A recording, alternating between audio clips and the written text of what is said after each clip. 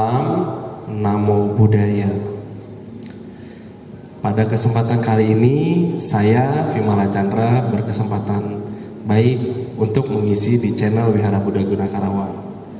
Teman-teman, channel Wihara Buddha Guna Karawang ini berisikan konten-konten yang positif, yang memberikan manfaat-manfaat yang baik. Ya, banyak ceramah-ceramah yang baik, yang positif, sehingga bisa kita pelajari dan kita bisa praktekkan dalam kehidupan sehari-hari. Jadi untuk teman-teman semua, jangan lupa di like dan subscribe ya untuk channel ini, untuk mendukung channel Wihara Buddha Guna Karawang ini untuk selalu maju dan berkembang dalam memutar roda dhamma yang bisa bermanfaat bagi kita semua. Oke, baik, pada kesempatan kali ini saya akan sharing mengenai memaafkan membawa kedamaian. Teman-teman yang berbahagia, dalam kehidupan kita pasti kita menemui hal-hal yang tidak membahagiakan. Kita bertemu dengan orang-orang yang membuat kita sakit hati, bertemu dengan mereka yang membuat kita menderita. Bahkan kita bisa diperlakukan yang tidak baik sehingga kita bisa menimbulkan penderitaan dan menimbulkan kesedihan yang menyebabkan kita bisa menangis. Lalu bagaimana caranya agar kita bisa memaafkan mereka? Tapi terkadang ada gejolak di dalam diri kita. Bagaimana mungkin saya bisa memaafkan dia, sedangkan dia saja tidak minta maaf pada kita? Bagaimana mungkin saya bisa memaafkan dia, sedangkan dia aja jahat sama saya?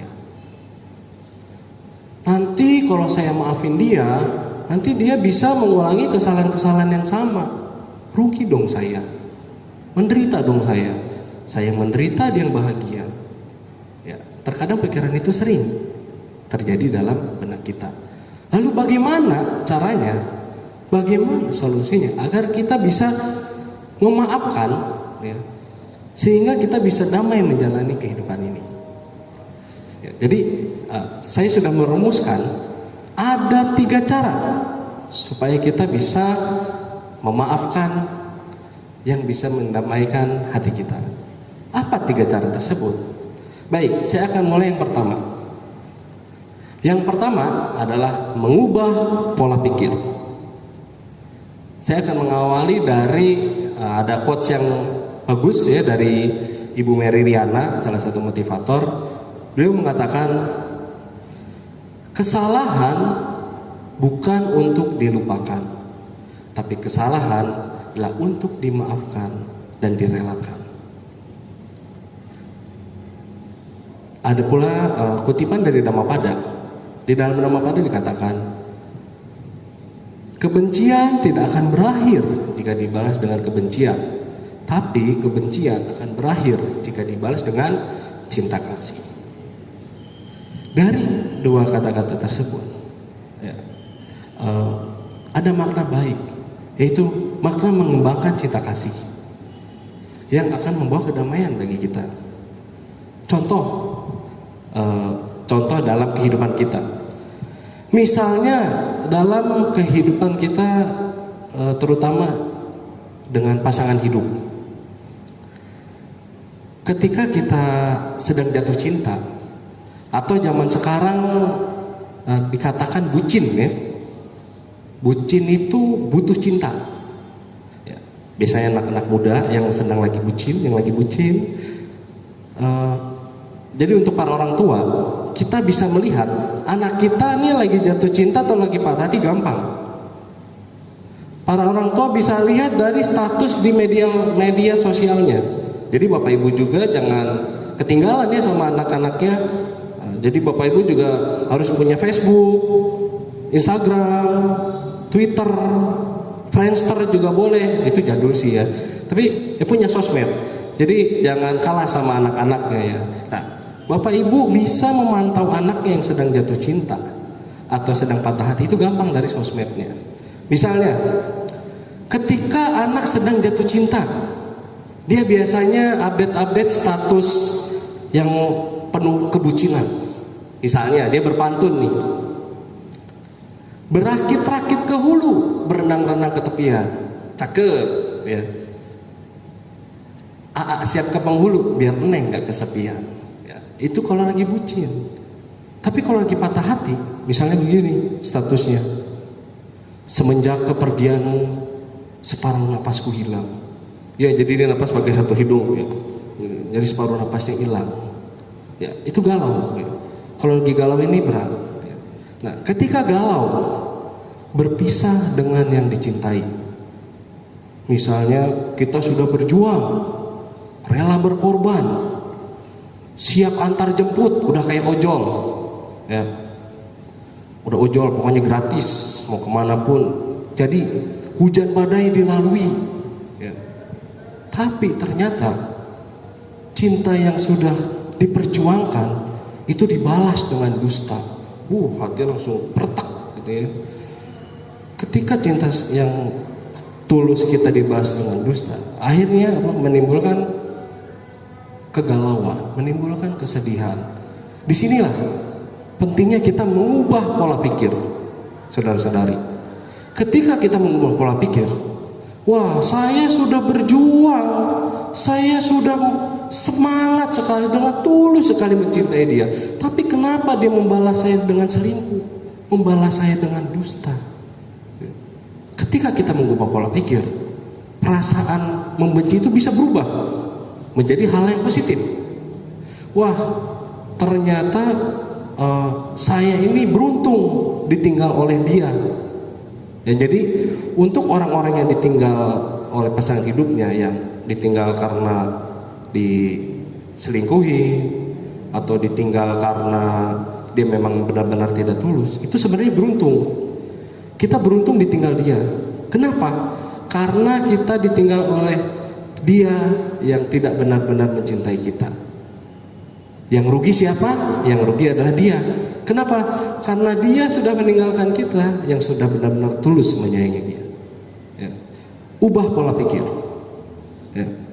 Ketika cinta ketulusan kita dibalas dengan dusta, dengan balas selingkuh, ubah pola pikir tersebut. Jadi kalau Mbah Tejo, Sujiwo Tejo mengatakan, sekuat apapun kita menjaga, yang pergi akan tetap pergi. Sekuat apapun kita menolak, yang datang akan tetap datang. Terkadang semesta senang bercanda, gitu ya. Jadi terkadang kita dipertemukan oleh orang yang patah hati, orang yang menyakiti kita, itu untuk menguatkan kita, untuk menjadikan kita sebuah pelajaran. Itu kan belajar untuk memaafkan, belajar untuk merelakan. Ya, jadi ketika kita sedang mengalami masalah apapun itu, kita bisa mengubah pola pikir. Pada dasarnya, ketika indera kontak dengan objek itu netral, namun yang menilai adalah pikiran. Menilai pikiran baik, buruk atau netral, itu yang menilai pikiran. Jadi ketika hal buruk itu datang, ketika kita bisa mengubah pola pikir, otomatis hal buruk itu bisa menjadikan sebuah pelajaran bagi kita. Hal buruk itu bisa menjadikan pendewasaan, bisa menjadikan diri kita tuh menjadi lebih bijak dalam menghadapi masalah. Jadi langkah pertama ketika kita untuk bisa memaafkan, yaitu dengan cara mengubah pola pikir. Ya, ketika hal buruk itu datang, kita ubah pola pikir bahwa hal ini merupakan pembelajaran bagi kita untuk bisa mendewasakan dan membuat diri kita menjadi lebih bijak. Itu yang pertama, mengubah pola pikir. Yang kedua, yaitu merenungi tentang hukum karma. Apa itu hukum karma? Hukum karma adalah hukum tentang perbuatan sebab akibat. Apabila kita menanam hal yang baik, maka kita akan memetik kebahagiaan. Jika kita menanam hal yang buruk, maka kita akan memetik penderitaan. Ketika saya sudah berbuat baik, saya sudah menyumbang untuk baksos, saya sudah menyumbang tenaga juga untuk baksos, saya sudah banyak melakukan kebajikan, tapi kenapa saya kok masih digosipin sama teman-teman? Tapi kok masih banyak omongan negatif dari orang-orang? Itu kenapa? Di dalam Dhamma dikatakan, orang banyak bicara dicela, orang sedikit bicara dicela, bahkan orang diam pun itu dicela. Tidak ada satu orang pun di dunia ini yang bebas dari celaan. Bahkan Guru Agung kita Buddha Gautama itu pun masih mengalami celaan. Namun apa yang membedakan? Yang membedakan adalah respon batin, sikap batinnya terhadap peristiwa tersebut, terhadap celaan tersebut. Jadi ketika ada hinaan, ketika ada celaan, ketika mereka yang sedang menyakiti, renungkanlah bahwa hal tersebut merupakan hasil dari karma buruk saya di masa lalu. Ketika saya berbuat baik, wah saya masih diomongin jelek sama orang. Berarti karma buruk saya sudah berkurang satu. Jangan pernah menyesali kebaikan yang sudah dilakukan. Kebaikan akan tetap menjadi kebaikan. Ada quotes yang bagus ya. Jadi seperti ini quotesnya. Jika kita tidak mampu untuk membahagiakan orang lain, minimal kita tidak membuat orang lain menderita. Ketika orang lain membuat kita sedih, kita jangan balas dia dengan keburukan. Seperti di Dhammapada tadi, kita balas dia dengan cinta kasih. Ingat hukum karma. Oh, kalau saya sekarang sedang dihina sama orang, berarti karma buruk saya sedang berbuah. Berarti tinggal karma baik saya ini yang nunggu berbuah. Kapan nunggu karma baiknya berbuah? Ya, tergantung dari waktunya. Nanti pun akan indah pada waktunya, gitu ya. Jadi renungkan itu pertama. Renungan itu bahwa apapun yang terjadi pada kehidupan sekarang adalah hasil dari kehidupan yang masa lalu. Jadi untuk bisa mengubah nasib, itu kita ubah itu dari saat ini. Banyak melakukan hal-hal yang positif, sehingga masa depan kita akan memetik banyak hal yang positif juga. Jadi jangan pernah menyesali kebajikan atau kebaikan yang sudah kita lakukan. Ya, walaupun orang lain sudah menghina kita, mencela kita. Seperti bunga teratai. Walaupun bunga teratai itu dia berada di empang yang penuh dengan lumpur, tapi dia tetap tumbuh dengan indah di tengah lumpur yang bau dan yang jelek itu. Jadi seperti bunga teratai lah gitu ya. Jadi walaupun orang lain menghina kita, menyakiti kita, tapi renungkan bahwa memang ini karma baik saya yang karma buruk saya yang sedang berbuah. Jadi akan melegakan kita supaya bisa kita memaafkan orang tersebut. Jadi renungkan. Yang kedua adalah renungkan tentang hukum karma. Lalu yang ketiga, yang terakhir adalah menyadari bahwa hidup ini pasti berubah. Hidup ini tidak sempurna. Saya ulangi, menyadari bahwa hidup ini selalu berubah. Hidup ini tidak sempurna. Ketika seperti senja, ya, saudara-saudara, seperti senja. Senja datang ketika matahari sudah lelah bersinar dari pagi, siang sampai sore hari. Begitu pula dengan kehidupan. Kita tidak bisa mengharapkan orang lain selalu seperti dengan keinginan kita. Itu tidak akan mungkin bisa. Menginginkan pasangan hidup selalu sesuai dengan keinginan kita. Misalnya yang sudah menikah setahun, 5 tahun, 10 tahun, bahkan 20 tahun, itu pasti akan mengalami perubahan. Ketika pasangan hidup kita ya masih muda, masih remaja, otomatis kulitnya masih kencang-kencang, badannya masih rata, masih langsing. Tapi ketika sudah punya anak 2, anak 3, otomatis kan apalagi umurnya sudah menua, keriput, ya, lipatan lemak, ya, perut yang membesar dan badan yang membesar seperti gentong misalnya, ya itu adalah perubahan. Kita tidak bisa mengharapkan pasangan hidup kita itu langsing terus seperti Jisoo Blackpink misalnya, nggak bisa. Atau mengharapkan suami kita itu ganteng terus kayak Siwon, itu juga nggak bakal bisa. Semua butuh perubahan, semua mengalami timbul, berlangsung dan padam. Jadi sadari bahwa hidup ini pasti berubah. Hidup ini tidak ada yang sempurna. Bagaimana mungkin kita bisa mengharapkan orang lain sempurna, padahal diri kita pun tidak sempurna ya. Jadi sadari itu.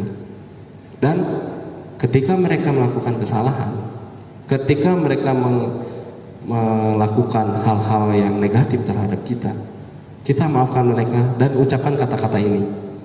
Kata-kata ini saya dapatkan dari Bante Ajahn Brahm ya, saya kutip dari buku Si Cacing dan Kotoran Kesayangannya. Ini sangat baik sekali, saya sudah mempraktekannya dan membawa manfaat yang baik. Kata-katanya seperti ini: apapun yang kamu lakukan, ketahuilah pintu hatiku akan selalu terbuka untukmu. Semoga engkau berbahagia. Saya ulangi sekali lagi: apapun yang kamu lakukan, pintu hatiku akan selalu terbuka untukmu. Jadi untuk mereka yang sudah menyakiti kita, anak kita, orang tua, pasangan hidup, bahkan orang yang sangat membenci kita, kita katakan itu: apapun yang kamu lakukan, pintu hatiku akan selalu terbuka untukmu. Kepada mantan yang sudah nyelingkuhin kamu, katakan: apapun yang kamu lakukan, pintu hatiku akan selalu terbuka untukmu. Memaafkan memang tidak akan mengubah apa yang sudah terjadi, tapi dengan memaafkan akan melegakan jalan kita ke depannya, akan mendamaikan kehidupan kita ke depannya. Jadi katakan itu: apapun yang kamu lakukan, pintu hatiku akan selalu terbuka untukmu. Dan yang terpenting, ada satu orang yang sangat penting untuk kita maafkan. Siapa dia? Yaitu adalah diri kita sendiri. Terkadang kita lupa bisa memaafkan orang lain, tapi tidak bisa memaafkan diri sendiri. Diri sendiri pun banyak sekali kekurangan, banyak sekali ketidaksempurnaan, banyak hal yang sudah ingin diperjuangkan, tapi diri ini tidak mampu. Ya sudah, memang beginilah hidup. Ya, jadi katakan pada diri sendiri: apapun yang aku lakukan, ketahuilah pintu hatiku akan selalu terbuka untukmu. Semoga aku bisa berbahagia. Seperti yang dikatakan di dalam Brahma Wihara, kenapa awalnya aku? Semoga aku berbahagia, bebas dari penderitaan. Jadi damaikanlah dulu hati ini, damaikanlah dulu diri sendiri, baru kita bisa mendamaikan orang lain. Maafkanlah kekurangan diri sendiri, maafkanlah ketidaksempurnaan diri sendiri, lalu kita bisa memaafkan orang lain. Jadi kesimpulannya, ada 3 cara untuk bisa mendamaikan, supaya kita bisa memaafkan. Yang pertama adalah mengubah pola pikir, yang kedua adalah merenungi tentang hukum karma, dan yang ketiga adalah merenungkan tentang hidup ini selalu berubah dan tidak sempurna. Dengan mempraktekkan 3 cara ini akan memudahkan kita untuk bisa memaafkan kesalahan-kesalahan orang lain. Dan jangan lupa ucapkan: apapun yang kamu lakukan, pintu hatiku akan selalu terbuka untukmu. Demikian apa yang sudah saya sampaikan. Semoga apa yang saya sampaikan ini bisa bermanfaat dan bisa dipraktekkan. Sebagai akhir kata, Sabe Sata Bawantu Sukitata, semoga semua makhluk hidup berbahagia. Sadu, sadu, sadu. Selamat malam, Namo Buddhaya.